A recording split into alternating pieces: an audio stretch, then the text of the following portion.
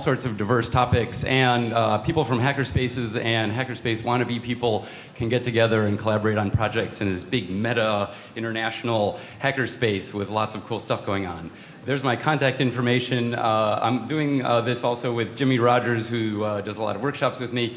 There's his contact information. Feel free to contact me or Jimmy about absolutely anything. Next slide. So my motivation for doing all this is because I love teaching people what they want to learn. And I love electronics, so I love teaching that, and it seems a lot of people love it. Look at all those happy people soldering. Anyone can learn to do that. Collectively, me and Jimmy have taught almost 40,000 people how to solder. You can do it. Anyone can do it. I've taught 3.5-year-olds. So next slide. I wrote a comic book, which you can look online, Solder Comic. It's not only in English, but also in just about any language in Europe and many in Africa and around the world, including Chinese and Morse code.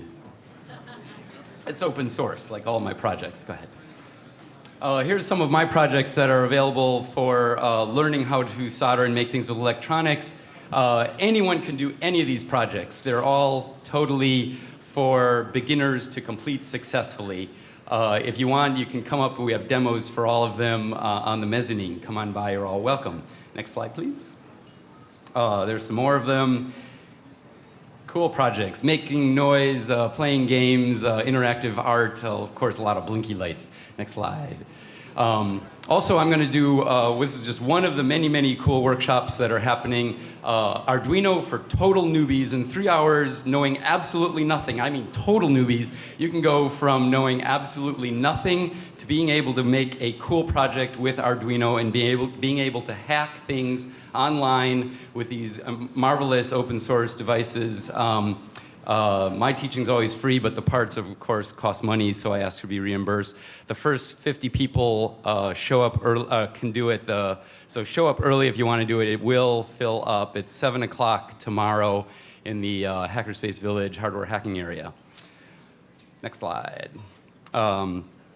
Jimmy was going to do this, but he doesn't have anything planned. But if you want to do it, just find Jimmy or find me, and I'll point you to Jimmy.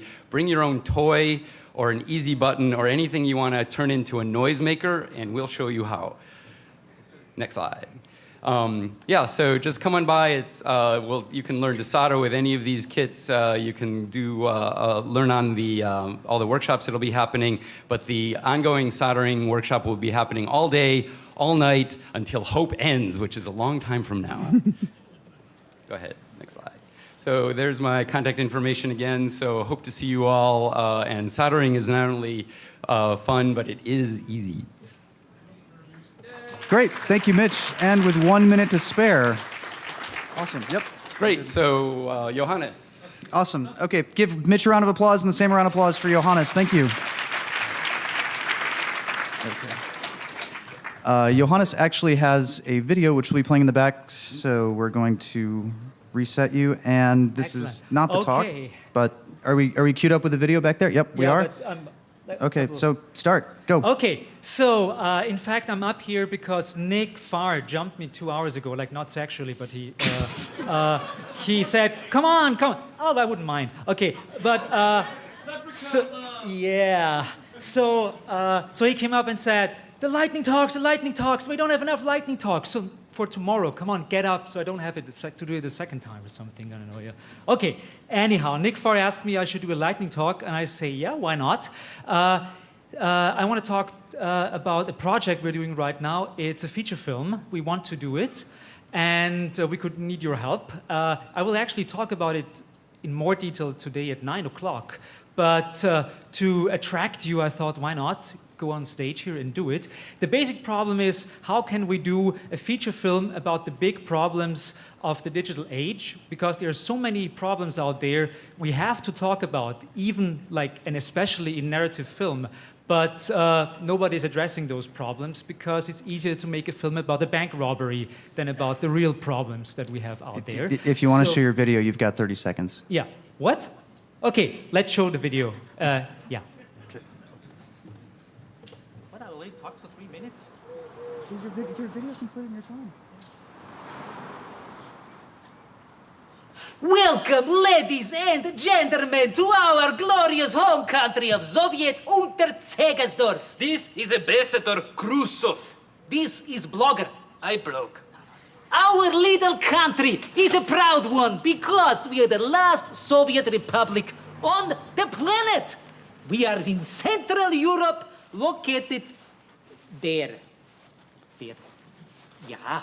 We want to tell the West the story of our greatest triumph. And how do we want to tell that story? We want to make a feature film, a dark sci-fi comedy. Because we know you liked it. Don't touch it. This is a United Nations camp with the name of Sierra Zulu. The film will be about this camp, and this United Nations camp is on the border between our wonderful home country of Soviet Unterzegersdorf And the West! the so-called free world. Here it is in a symbolic fashion. Kick it, destroy it, crack it open. Free market wankers. We had you, but we need you. Why do we need you? The internet is made for corn and crowdfunding. And we need money from the internet, so we also have a cat. Yes. We attracted a number of glorious actors already. They signed us letters of intent. They cannot say no any longer. It is Robert Picardo, a doctor. We have Amber Benson. She was a lesbian on Buffy. This is the WAS, Fruit Computers. We have... What is his name? Jello Biafra. He was a punk singer indeed. And this guy, nobody recognizes him because he was a Ferengi on Star Trek. His name is Max Prudenchik, the Rom. Yes. From Star Trek Deep Space. Top Space Voyager. Yeah, and We want your money, and we have to say, please. because we cannot force you. Good night.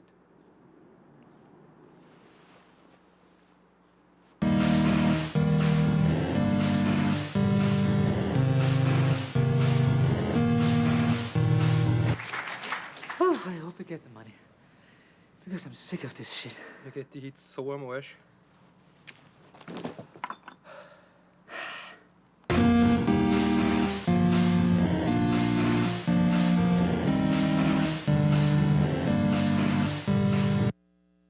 So, and why this crazy shit up there has anything to extra do minute? with hackers or something? Extra minute? No, Okay. no. No, you're good. No, you're good. They like you. Keep talking. Keep no. talking. You've got Okay. 40 seconds. Why is this like shit about this like strange Soviets in the middle of fucking nowhere in any way interested to you hackers out there? And I'll tell you about that tonight at 9 o'clock if you want to hear it. Bye bye. Okay, thank you. Up next, we have Sam. Actually, I never got the pronunciation of your last name. I'm sorry. Bound. Sam Bound. Can we get his slides up? They're on. Yep. All right. So, Johannes, we haven't actually had anybody come close to the time. And so, because we didn't practice that part, if I go like this, do you guys know what to do? 9, 8, 7, 6.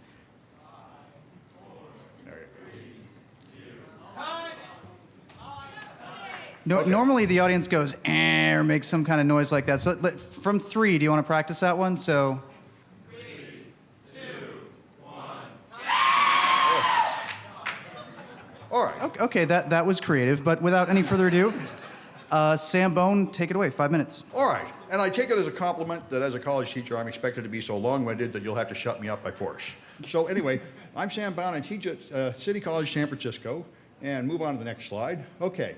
We are humiliated as a college, as stupidest people on earth, with the worst virus disaster that has ever been heard of in the mind of man.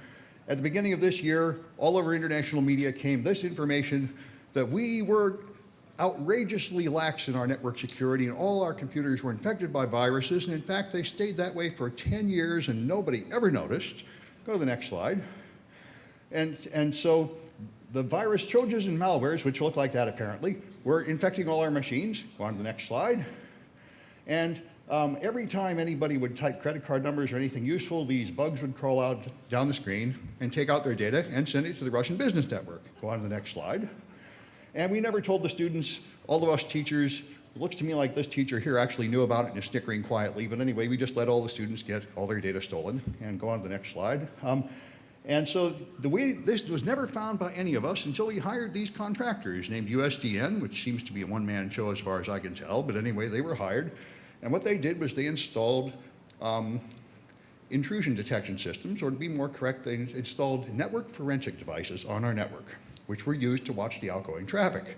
And they discovered, looking at this traffic that had never been examined before, that we were sending packets to IP addresses which were on a list of suspicious IP addresses for command and control services. And that was the basis for this statement that all our machines are hopelessly infected. And so go on to the next slide here. This went around the world, it went viral. Here it is in IEEE Spectrum. We're still infected by a computer virus from 1999. Go on to the next one. Here's the television news about it with more pictures of our poor innocent students having all their data stolen. And go on to the next slide. And here's another one from the San Francisco Chronicle with a picture of one of our labs on the front page of the Chronicle, and then it went all around the world. And that is the end of the story. As far as anybody that listens to the media will know, that is where it all ended. So go on to the next slide. Now, a lot of times in the security community, we talk about outside attacks and protect ourselves from them, and then some people worry about insider threats. But we have a whole new one, which is deluded insiders. This stuff, which 99% of the people who read the media believe, and they always will, because the press left. Nobody's going to ever find out the truth from me. I tried calling them, they won't even talk to me. It's all bullshit. It never happened. There are no viruses, there was no breach, there was no data stolen. What happened is we hired a new CTO. The position was created for some reason, which I do not know. They decided they had to have a chief technology officer at the college. And so they had a hiring committee that examined people. And one of them they looked at and said, this guy's no good. For God's sake, don't hire him. So One they hired minute. him. What's that? 1 minute. Keep going. 1 minute. 1 minute left or 1 minute Oh, no, expended? that was, just keep going. Go. Is that 1 minute left or 1 minute expended? Go. Okay, anyway, all right, so I'm sure they end up getting a countdown this way. Anyway, so the point is, he immediately alienated everybody at the college. Everybody hated his guts. He abused people and put out lies about them, and he changed his story about everything and did not fulfill his duties in the slightest until his only friend on earth was the contractor, USDN, who would come in and be his buddy, and he believed everything that guy told him. And that guy is almost a schizophrenic. He randomly throws out data. He takes random network security terms and throws them together to make science fiction stories. And so he invented this story you just heard. Because when he put on this Alien Vault device, he turned it on in his default settings and discovered all these packets going to IP addresses on a list that he thought was suspicious and made no further inspection. Now, as hopefully a lot of you know, if you turn on a network security device and do nothing, it will be full of false positives. And these are all false positives. After 4 months of struggling, I got them to finally cough up the data so we could look at it, and it said that 4,000 of our machines out of 10,000 are infected. But it said that the most hits are coming from our Unix DNS servers. They're all infected with Windows viruses.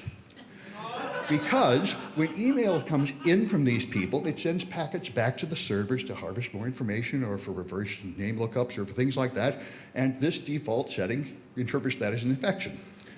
We were unable to ever find any infected machines except one lab where some people actually took the antivirus off the machines because they were running too slowly. Now, if you do take the antivirus off the machines, you end up with some viruses. And the other thing, which is amazing, is that we've had 10 years of continuous infection. Aha. Okay. Keep talking. Okay. Use your time. Well, all right, anyway. So I'll tell you a little more if you give me more time. We'll see what he says. 2, 1. Now that was your 5 minutes.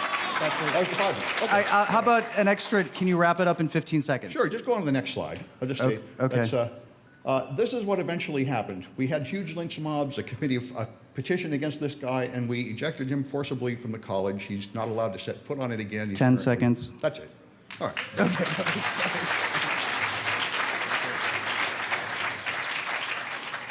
Okay, when I say 1 minute, that's 1 minute. That's you actually have 2 minutes left if the audience likes you, or 1 minute if they don't.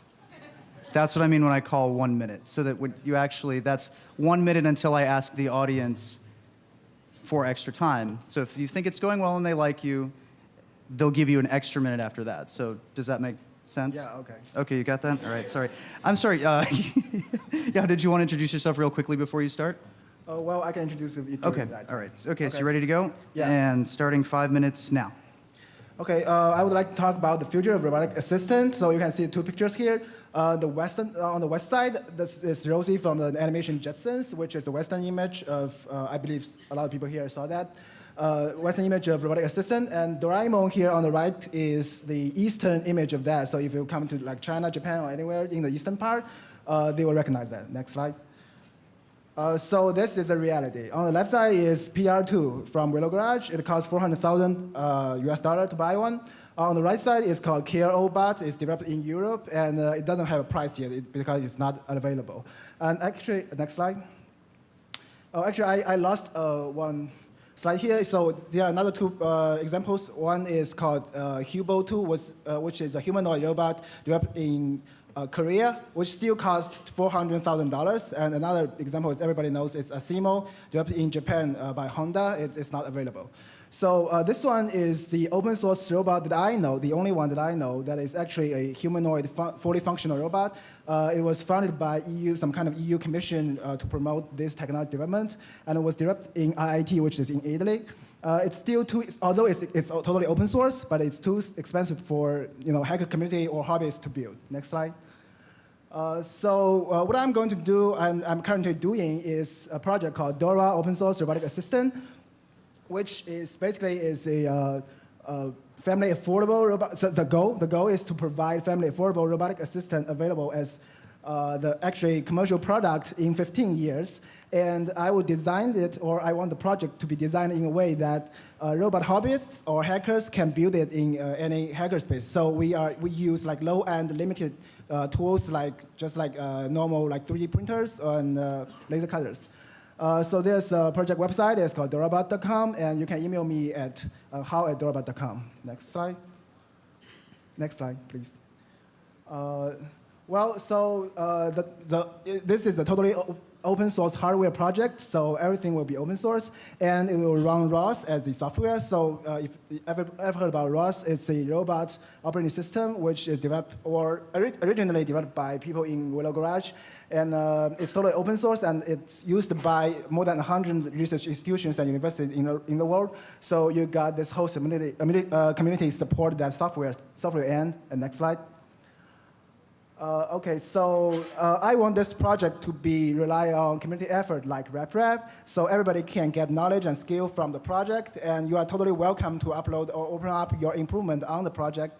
And also, I want to focus here. You are welcomed and actually encouraged to make money out of that, to sell whatever you got, like robotic kits or fully assembled robots, because I want more people to be involved in this project and more people to get the chance to research on the robots. Next slide. So this is what I'm doing now. This is the wheelchair robot in Noisebridge in the hackerspace in San Francisco.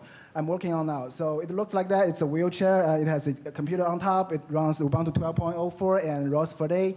And you see there's a gigantic robotic arm, but it's pneumatic, so it's actually not functional now. Next slide. So what the progress I've done is I took apart the huge robotic arm and made it to controlled by electric like controllers, like made it controlled by motor, and I'm still doing that. So these two pictures took 3 days ago. Then I fly here for Hope. So on the right side is a touch sensor, which I believe there's no other, like cheap but capable touch sensor available, so I built that.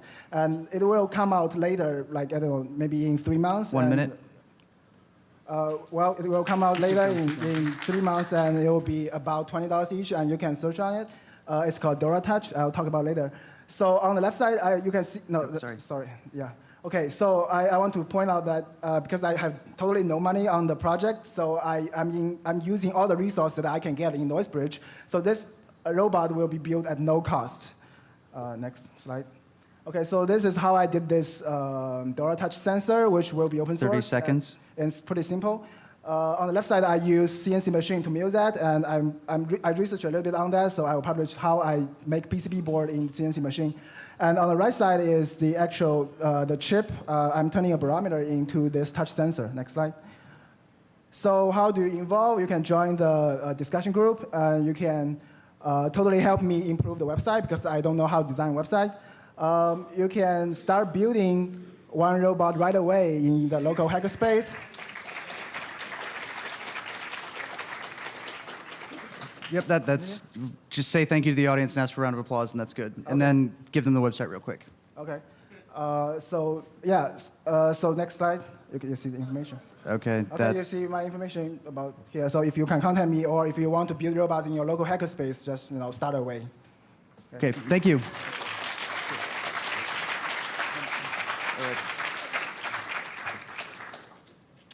Okay, and next up is Tuna talking about the Miami Pwn Machine CTF contest downstairs. Hey, Okay, so just to go over this real quickly, just one more time. You've got 5 minutes, and you've got 4 minutes. I have to pee, so I'm not going to be that long. Are you sure? I really do. You know how this works? If We went everyone over wants to this. be cool, I do need another beer.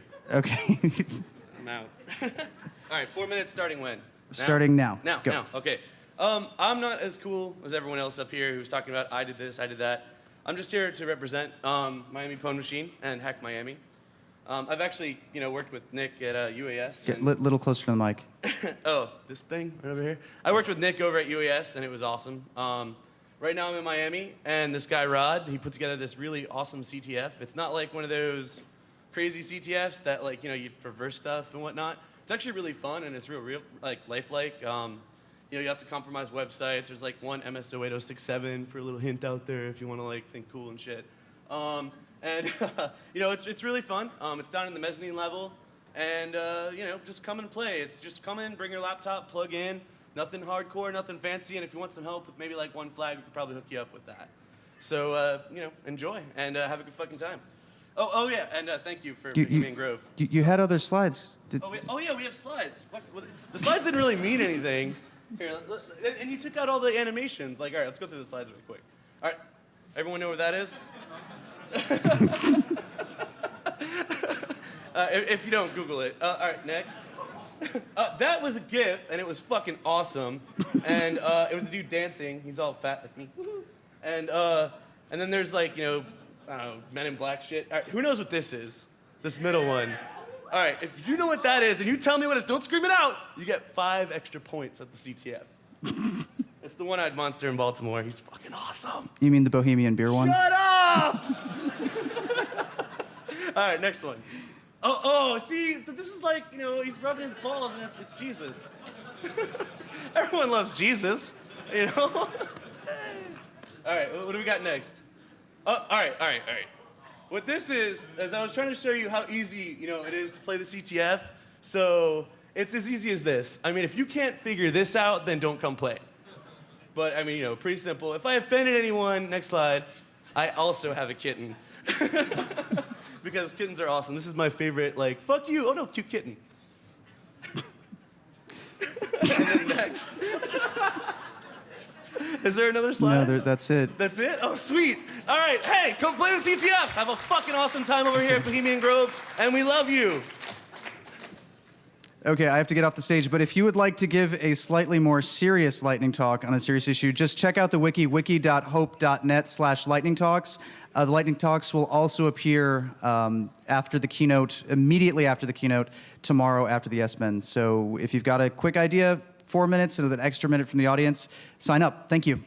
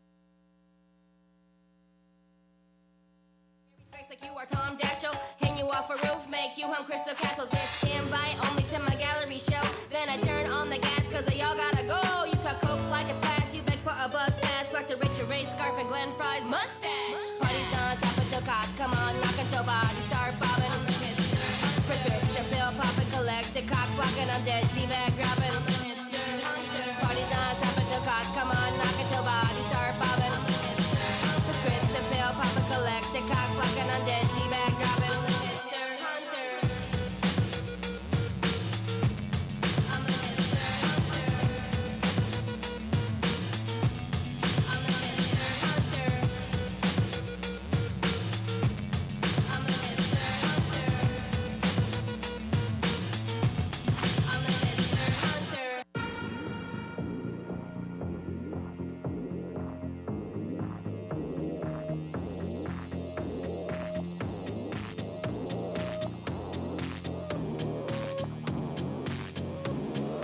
Welcome to the future.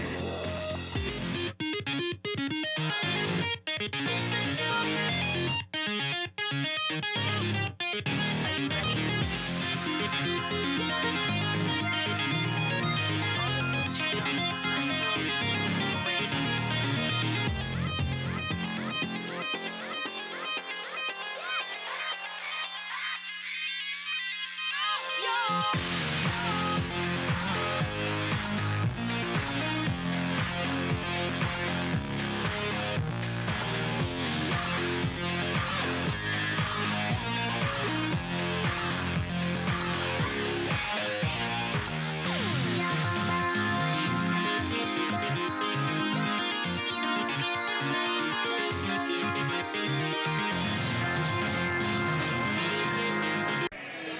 Okay, from 5, let's just practice that one more time. You guys ready? From 5, you ready?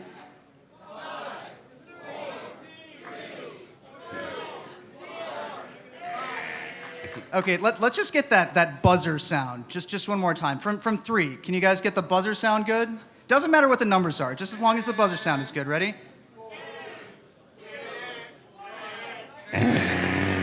Okay, all right, that was great. So let me get my timer going. Mitch, you ready to go? I'm ready. Okay. My voice isn't Oh dear. what I am. Okay, so are you saying that we're going to have to be a little bit quiet for your presentation because your I can talk voice next is to the mic. okay? All right. Let me just get it. So reset 5, starting now. Hey, I have an interesting and perhaps weird project that I have a Kickstarter for that I would like to present about. My contact information, contact me for any reason. Go to the next slide, please. I created the Brain Machine project. Have any of you tried it? It is weird and it's fun, and you hallucinate beautiful colors and patterns along the way as you're lulled into a cool meditative state. I wrote it up for Make Magazine, and I will go to the next one. It uses brainwave frequencies. There's like a bunch of science behind it. There's been studies, but there's a lot more to go, so no double-blind stuff. So is it real science? Is it pseudoscience? I don't know. It helps some people. If it helps you, cool. Go to the next one, please. So you can you can record a brainwave sequence. You can also play it back through sound and light. And you can go through what you would go through if you were, for instance, going from awake to asleep. Your brain synchronizes is the idea, and you follow along, and maybe you'll drift off to sleep. Next. So, that's really the idea. If you play it back, will it work? Well, it seems to work for a lot of people. Next. This stuff's been going on for a long time. People would beat drums at alpha and theta frequencies, which are low, sort of subconscious, drifting off into spaciness. This guy in the 2nd century, he noticed that when he drives by, he was rich, so he had a carriage, he's going by tree-lined driveway, and the sun would beat through. He would hallucinate. He did it over and over again, and he wrote about it. Go ahead. And in the 20s, we started recording brainwaves, and the first guy who did that in humans also played them back as a base for his studies. Next slide. He, by the way, went on to do the first robot research. Read up on him, he's really cool. In the 50s, there was a beat guy, Brian Geisen, who made a dream machine, and he liked hallucinating, as some people here might also. It's a really cool, beautiful thing, the Dream Machine. In the 70s was the first patent for these kind of things. Go ahead. And then people started seeing at discos, if you use these frequencies and blinking lights, you get the crowd really going. Go ahead. Yeah, and then there's a bunch of people who seem to be, pretty grounded, and other people who make these massive claims, some cool, some not, whatever, it's up for you to decide. But we also started seeing that some people with epilepsy didn't like blinking lights. Next slide. So jump ahead, I wrote that article I talked about in Make Magazine, which was actually a simplification of this thing I've been thinking of for 7 years and working on for 7 years. And it turned out to be one of Make Magazine's most popular projects, because it does turn out that a lot of people really do like hallucinating. Go ahead. 2 minutes. Yeah, it's also popular at parties and photogenic. So go to the next one. That was a very simple machine that worked with one brainwave frequency at a time, and it makes square waves. It's kind of annoying, but it's good for hallucinating. Next slide. This one is very gentle. It doesn't have meditation sequence. It has a sleep sequence, and it has beautiful noise with pulse width modulation, and it has fading lights that aren't harsh, so you don't hallucinate, but hopefully it'll help you drift off to sleep with its sleep sequence. So there's a bunch of stuff for further study that'll be up on the online so you can see it. Go to the next slide. And you can make your own, because of like everything, this is an open source project. All the plans are online, and I have this Kickstarter there. You can go to Kickstarter and search for either my name or NeuroDreamer, or what I always use, Maltman23. Extra time? Cool, so there's the Kickstarter address. I need to raise $66,000 if it's going to be successful to make the first units, the same place I do TV Be Gone, which treats their people really well, pays them well, and the same people who work there year after year. They're fantastic people. I go and visit them every year in China. Next slide. There's my contact info. If you want any questions, feel free. And if you want to try it, just come to the hardware hacking area where I'll have these available.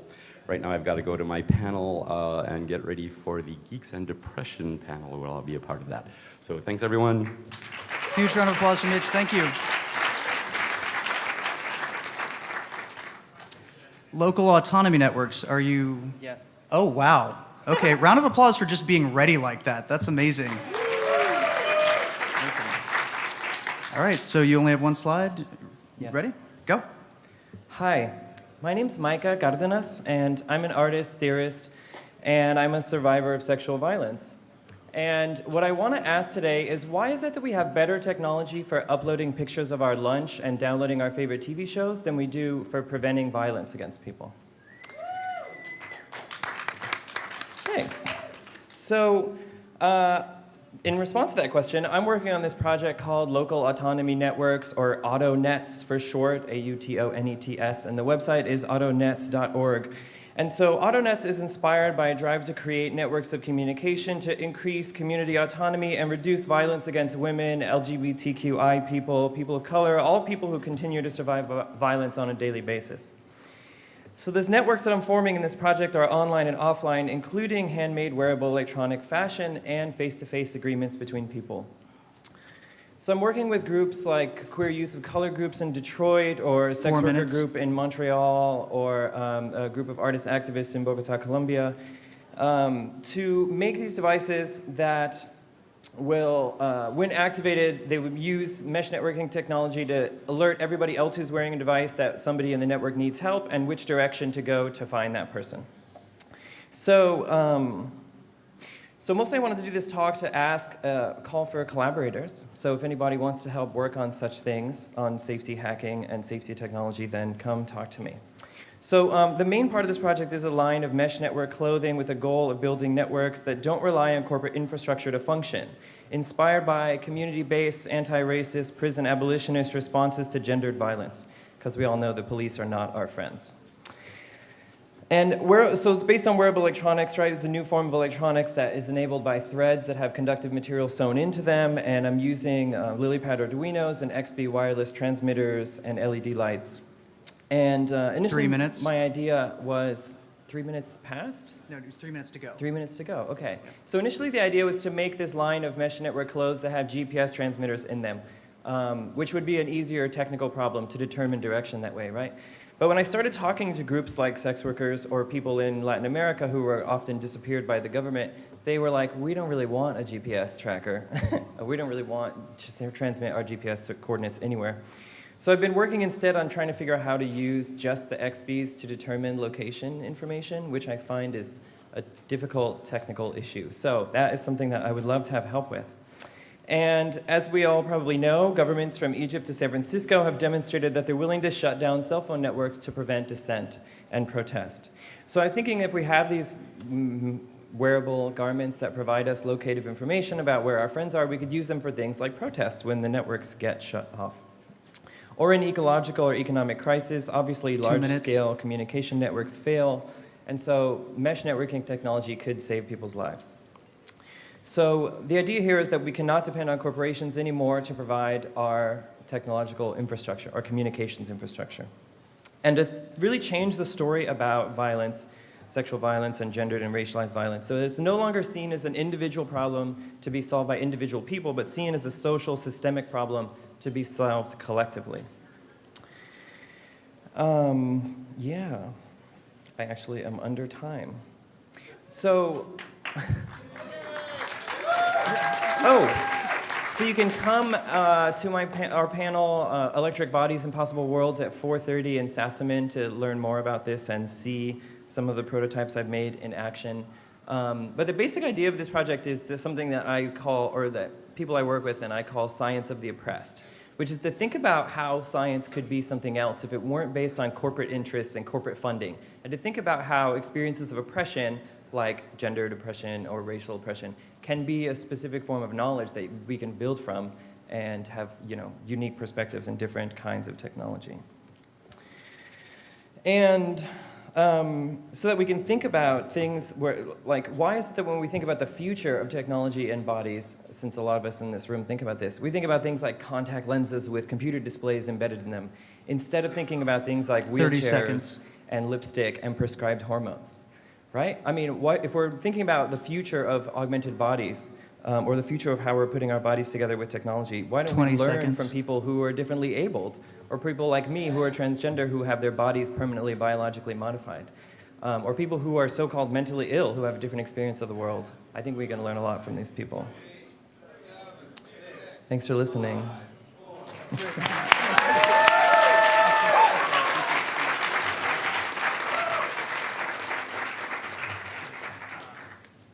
Museum of Reclaimed Urban Spaces, are you here? Museum of Reclaimed Urban Spaces, going once, going twice, sold. Okay, crypto tools for distributed social media.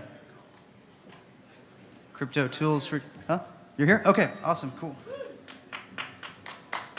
All right, so you've actually got slides, so when you want to go to the next slide, just say slide real quickly. You've got 5 minutes. You know how this works? I know how this works. Okay, everybody give Vladimir a huge round of applause and let him go. Hi, thank you for coming to Lightning Talks. So who am I? I'm Vladimir Sadach. I'm a member at FULAB, the Montreal Hackerspace. And this talk is going to talk about some cryptography developments that I think will be important for distributed social media, things like anti-censorship proof Twitter and Facebook. Now, this talk isn't going to explain anything. It's just going to point you out to what's out there and the possibilities and things that you could research further. Next slide. So what's social media in this context? Basically, let's limit it to sharing text and pictures with your friends who you can find and then later unfriend if you don't want to share with them anymore. Next slide. So what does it really mean to be distributed? Well, I consider it two scenarios. Either you have everything that you need on your phone, or if you don't have your phone, you could go to the library anywhere and just log in from there.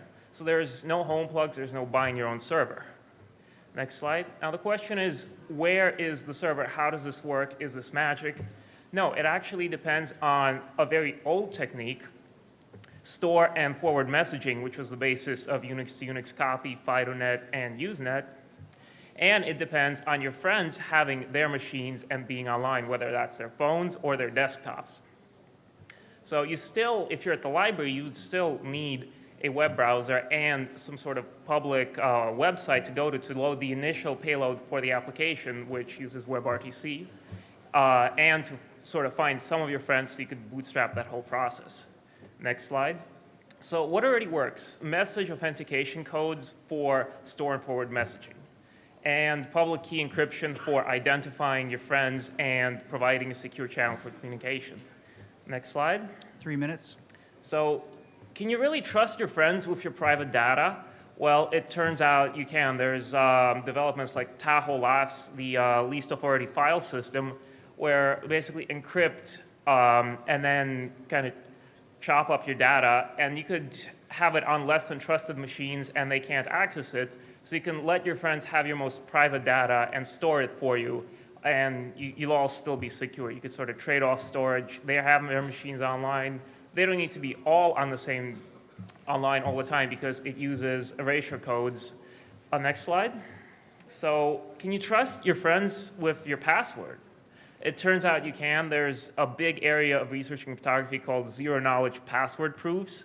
And right now, real zero-knowledge password proofs are not practical, but it's not computationally intractable. It's either we wait another 5 years, or maybe there'll be a breakthrough. So it's like 2 minutes. Takes 10 minutes, 100 megabytes of transfer, but we can really get that down. So next slide. Can you trust your friends with your private keys? And this is really interesting. This paper, it turns out that you can, if you have more than one friend, you can assemble a private key knowing only a password and having some of your friends around. So I think that's going to be really, really important. Next slide. So what about identity? Well, when Bitcoin came along, it turns out that having blockchains is also useful for doing naming, as Namecoin now tries to do for a distributed DNS. So that's going to be fully distributed and, again, secure. Next slide. Now, how would you unfriend someone? And this one I find is the most interesting. Broadcast encryption was developed by the copyright mafia for cable set-top boxes, and so they could lock out your DVD players when the keys got compromised. And now I think we Extra can time? turn that into we can turn that into cool new tools for piracy. Turn that around on them. Next slide. So once again, I'm Vladimir Sadac. If you look me up on Twitter, I posted these slides and more links. And if you want to talk about this more, come see me. Thank you.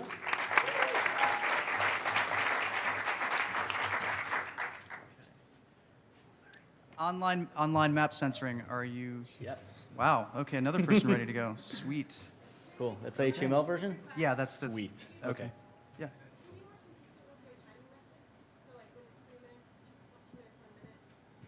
Yeah, no problem. Okay. Okay. Ready? So yeah. So here's a funny story. When you go on Google and you search for Israel and you find you look for online maps of Israel. Next slide. Then what you see is this. This is the best resolution that you can get of aerial imagery of Israel. Now it's not because Google doesn't have the better resolution. It has it.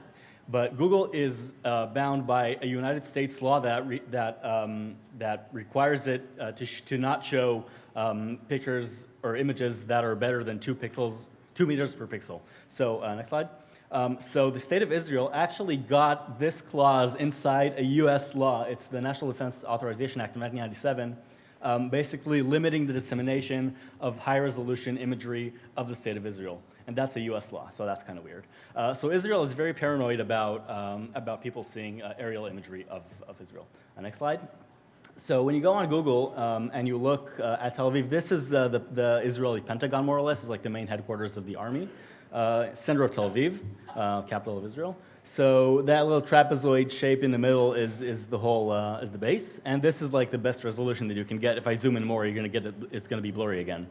So this is what you get on Google. Now, if you go on an Israeli map provider, you're gonna get high resolution, but it's also censored by the state. So if you go on the next slide, you're gonna see. I don't know if you can see the very eloquent Photoshop done on this. But someone planted like this huge central park in Tel Aviv, and that park doesn't exist. So, so that's what we get on Israeli map provider. So question number 1, can we diff these two versions of the maps to try to find these places that someone has censored? So that's the first question. Second question is, on the next slide. So now we have a new map provider in Israel, which censors this place like this. So basically pixelizing entire areas of interest. 3 minutes. So again, a high value target, and it's pixelated. Now, the second question is so what can we do with that, and can we manipulate these images using CV libraries, namely OpenCV or any other image manipulation techniques, to find these pixelated areas? So for example, we've applied a how transformation on this image to find lines in the image. And that's just one technique. We can try to think about other techniques that we can use to find pixelated areas. So basically 2 questions. Next slide. So one is that, small. So how can we diff 2 different images of the same area and try to programmatically see if they have been censored? And second of all, can we recognize pixelated areas within a single image? I'm starting to look at this. If there are any CV people that know this stuff and can suggest better methods to do this, please approach me. I would be happy to talk to us about you yeah, you get the idea. Under time, but that's it. Yeah. So thanks Okay, a lot. Great. Give him a round of applause. Thank you.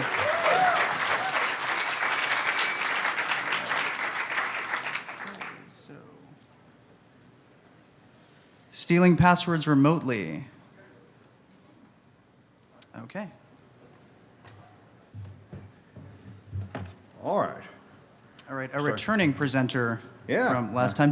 Was it okay last time? I felt bad. I cut you off at the end, but you were right there. It's hard to tell. Yeah, One guy okay, said it was a so- good story. Yeah. Anyway, Oh, what do you wait. think of this one? Just to be clear, because I was Yeah. asked to clarify this, they have 5 minutes to give Yeah. their whole presentation, but the audience can cut them off at the 4th minute. And I'm going to do my best to try to count down 4 minutes, 3 minutes, 2 minutes. That's all right. I got my own clock anyway. Okay, extra time. All right, great. So at the 1 minute mark, I'll ask for extra time, and if they like you, Yeah. okay. So I won't need all that time anyway. Okay, All right. ready? Yeah. Go. All right, so I'm a bad guy. I want to steal your password. Next slide. Okay, that's me. Next slide. Okay, so if I want to steal your password, the easiest thing is if I can trick you into being a moron and signing into a stupid site like this that doesn't even encrypt anything. This is HTTP, so next slide. If I just get your network traffic, your password is sent over the wire and it clears, so that's easy. But the other thing, which I didn't normally think about, is on the next slide. Your password is also stored in the RAM of your computer. If you're using a Windows machine, this is just raw RAM, and your password is just in the RAM in the clear. So next slide, if I want to protect myself, I use a secure website, HTTPS like Google. Now if I sign in here, my password is encrypted on the internet, so it's harder to steal, although we know there are a few tricks.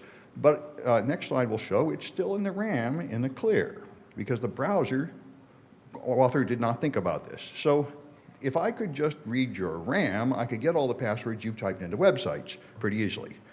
But that's one target. A more interesting target is to steal your login password. Go on to the next one. So your Windows login password, for some reason which I do not understand, is also stored in RAM. Next slide. Now, if you look in RAM for the password itself, you will not find it in plain text. But if you go to the next slide, it is stored in an encrypted form, and this fellow, Hernan Ochoa, wrote the tool to decrypt it. There was an earlier version called Mimi Cats. Go to the next one. This thing decrypts it. It finds the encryption key and decrypts it in RAM, works on all modern versions of Windows. So go to the next slide. And so all you have to do is use Backtrack, the social engineering toolkit, and use any attack that will give you the ability to run the Windows credential editor on their machine. The one I use is a Java exploit because it doesn't require any vulnerability at all. It's social engineering. The user is presented with a useless warning that says, this site is attempting to run a Java applet. Is that okay? User says 3 minutes. yes, and that's it. Next one. And you just get the password in plain text. It's this thing here that says your-name-12345. It can be as long as you want. You don't have to crack a hash. You don't have to do anything. And it works in all modern versions of Windows. So that's all I wanted to tell you. This is a lot of fun to play with. All right.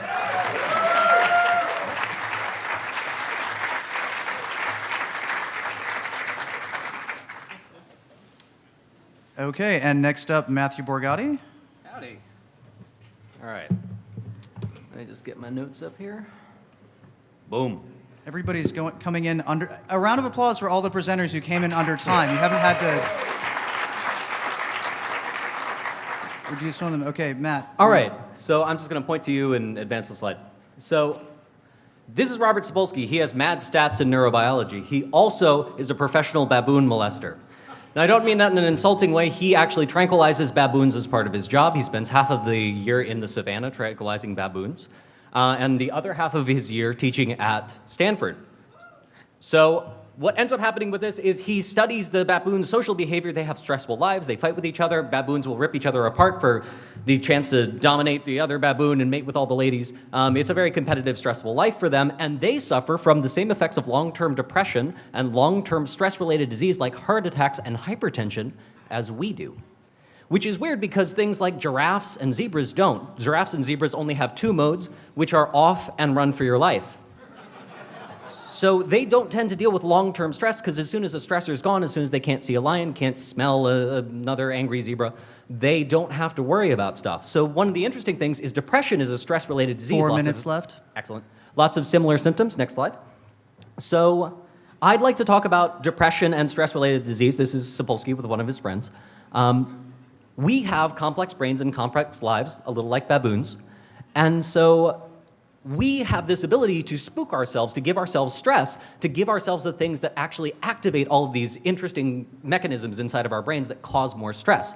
So if you think about yourself and your life and the fact that you're going to be put inside of a box one day and buried in the ground and that heart's going to stop and you're going to decompose and the room went quiet, and that stresses you out. It's a thing that stresses you out that doesn't have any physical characteristics. It's not that another angry, next slide, human is coming up to you and trying to savage you. It's your own brain giving you this stress. And so one of the interesting things about neurobiology and what it suggests for depression is it's partially, next slide, that there are structures inside of you that cause you to release these stressful chemicals called glucocorticoids. That's cortisol is one of the primary. Next slide. Ones in the human biology, what it does is you have these neurons. These neurons talk to each other across synapses, so it goes that one neuron is talking to the other ones. It has a mouth, more or less, and ears, more or less. And across that gap, there's this place where chemicals flow. That's the synapse. And when you have stressors like the cortisol starts squirting out of your brain, and it does a lot of good things, next slide, for you immediately. So what ends up happening is immediately, instantaneously, you get faster at running and you get stressed out and you remember things slightly better. You can picture like times when you are about to like take a test or something like that, and there's this period where you're hyperproductive because the stress is making you better. And then after 8 hours of this stress, you are a blob of meaningless nothing that you can't write and you can't think and you can't remember stuff and you can't remember what you were reading an hour ago. And part of this is because initially, 2 next minutes. slide. Initially, what's happening is that all of these dendritic spines, the things that are receptive to this glucocorticoid stuff, are really, really excited. And then they start dying. And then the more this goes on, you start getting neurotoxicity. You start getting these patterns that are etched in your brain that actually start making you more and more sensitive to cortisol, more and more sensitive to these repetitive thoughts that stress you out. And you get stressed and stressed and stressed and stressed, and your hippocampus starts shrinking. Next. And so what's interesting about this is there are many, many repetitive cycles in depression. There are many repetitive cycles in stress that cause themselves to repeat themselves that you can't get out of. And many of the therapies on this, if I can get extra time, I will talk about 2 of the therapies. All right. So 2 of the therapies are electroconvulsive therapies and MAOIs, and I will describe them both really quickly. So electroconvulsive therapy, the thing where you have at the end of Cuckoo's Nest, One Flew Over the Cuckoo's Nest, where the guy is being shocked and his brain is, I think that's how it ends. I've never seen the movie. So the electroconvulsive therapy is meant to try and restructure how your synapses work with each other to try 45 and seconds. Yes, to try and scramble what you're doing with your brain, to essentially try to get you out of these habits of thought and out of these habits of stimulators, causing this auto-stimulation feedback loop where you are stressed out and you make more cortisol, and you stress yourself out and you make more cortisol. So that sort of kind of works. 30 seconds. On the other side, you have MAOIs, which are a monoamine oxidase inhibitors, which try to keep serotonin inside of your brain longer, as in there's a thing that rips apart serotonin, and if you put an MAOI in the thing that rips apart serotonin, it doesn't exist anymore. So you could totally get over depression if magic happened and your brain worked even better. I'm done.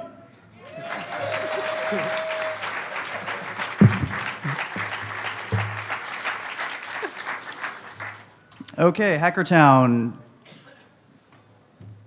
Okay, SciTech, you were here. All right, you know the drill, ready to go? Yes. Okay, we're running really low on time, so hurry up. Go. All right. I'm SciTech of Alpha One Labs. We're working on a project.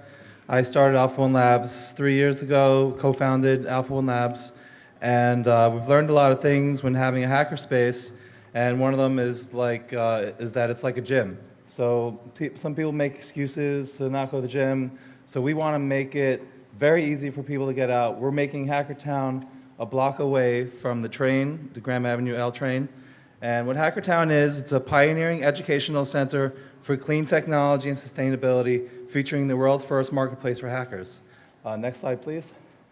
So we're buying a parking lot a block away from the train, and we're going to get recycled shipping containers and build up a huge building for hackers with a retail store on the bottom, and we're going to have tons of classroom area, co-working space, event space, full machine shop, including a 5-axis CNC, 3D printers, Waterjet, laser cutter. In addition, we'll also have the Alpha One Labs hackerspace located there. And a new thing that's kind of different than a co-working space is a me space, where you can rent a room out, be by yourself, work on your project in solitary calm. We're going to be off the grid, completely powered by solar panels, wind generation. We're going to have a gym where people work out and actually contribute back to the grid. We're going to store it all into a hydrogen fuel cell. And then we're going to have 9 acres of agriculture, because each container can hold about an acre of food. We're going to dedicate 9 acres for food production and sell it back to the community. This is going to be on Kickstarter in about a week. We're going to raise $5 million and make this happen.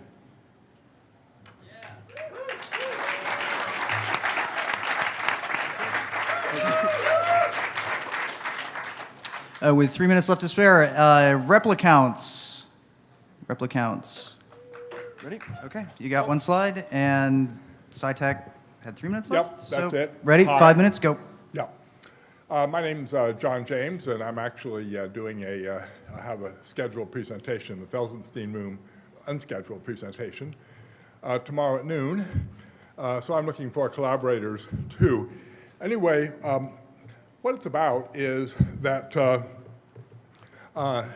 today there could be online financial accounts that could reproduce, like independent children accounts, which are basically a copy of the parent. Then they can reproduce and so on. So you can have generations of these things. It means that an account can have a family tree. And the reason it's important is that you can inherit infrastructure like settings and services. And it's basically ends up as being a way that you can manage a much more complex infrastructure than easily than you could otherwise do. So what are some of the examples that I might do with this? One thing for security, since you're making accounts all the time, you can make new accounts very easily. You can destroy them very easily, or they can self-destruct and transmit the money to any remaining money to an undisclosed location that you set up in advance. One, you might make an account that only has $5 in it and never has any more. And if sent on an email to a certain, special email address that somebody may get at this particular server, would charge the account 5 cents and pay that to the recipient. Well, 5 cents is going to kill the business model of most spam. Maybe some phishing not, but in other words, the account is so little that you can put it out in the clear and send it along. You don't have to worry about the encryption and all the things you would otherwise have to worry about. So 3 minutes. Yeah, another example, well, actually the big example, a real central problem we have today in the whole world of the internet is how do artists and journalists and so on support themselves for online work, because the internet works best if everything is free, and, well, second best if a big company like Apple does a big system like iTunes and gets everybody to sign up for it. That has disadvantages. And so just click to download free, that's an excellent model. Well, with these accounts, you can set up what I call smart links. Oh, is the slide's not up? Oh, yeah, that's right. Okay, good. And there's, in blue there, just a made-up example. So in other words, it's a simple links on it, links 2 to minutes. a record in a database. And it can, for example, someone could sponsor a particular song that they like, or a work of a particular band that they like, or a journalistic report that they like, and maybe sponsor 200 copies at 50 cents each, pay $100, and then using that link, and then the first 200 people that click the link and choose to download the art can do so free. Now, they also get a chance to add more sponsorship, and the sponsors can send out a short message to people who use the content they paid for, advertising or otherwise. And all those 200 get a chance to add more sponsorship if they want, so meaning that smart link can circulate indefinitely, and it can actually reproduce other links, and there's a lot more to it. So I'll be in the Felsenstein Extra room time? tomorrow. Okay. Okay. Well, thanks, but I'm not ready anyway. I'll be in Felsenstein room at noon tomorrow. We can talk about this. I've been developing this for a while and looking for people to work with. Okay, great. And one last final round of applause for all the lightning talks. That's all we got. And I'm going to hand this over to Rob T. Firefly. Thank you very much.